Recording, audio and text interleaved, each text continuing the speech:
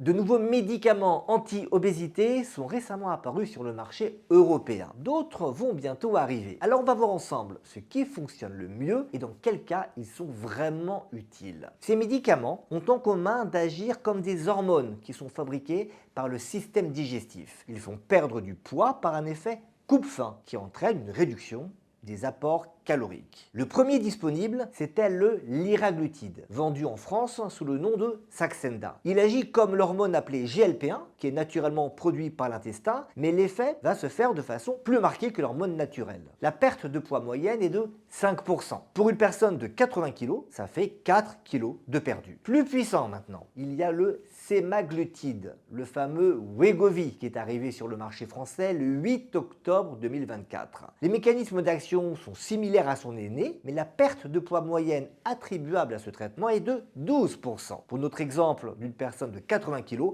ça fait en moyenne 10 kg en moins. Vous avez entendu parler de l'Ozempic? C'est strictement la même molécule, mais qui est conditionnée à des doses différentes. L'Ozempic est réservé au traitement du diabète, le Wegovy au traitement de l'obésité. Et il y a un troisième médicament dont on parle peu, mais qui est pourtant déjà présent en Europe. Retenez son nom parce qu'il va faire l'actualité en 2025. C'est le tirzépatide. Commercialement, il s'appelle le Mounjaro. Ce médicament agit comme le Wegovy, mais en plus de l'effet GLP-1, il s'y ajoute un effet similaire à une deuxième hormone qui est fabriquée par l'intestin et qui s'appelle le GIP. Le résultat, c'est une perte de poids encore plus importante, moins 19% en moyenne, donc moins 15 kg si on part de 80 kg. C'est clairement le médicament disponible le plus puissant. Mais les chercheurs et l'industrie pharmaceutique ne s'arrêtent pas là, puisque des médicaments avec non plus 2, mais 3 effets hormonaux sont en développement avec de pertes de poids attendues d'environ 25%. Et à ce niveau, ça devient réellement compétitif avec la chirurgie bariatrique, qui est le traitement de référence pour les personnes qui sont en situation de grande obésité. Mais nous n'en sommes pas encore là. Le Wegovy et le Mounjaro ont un intérêt certain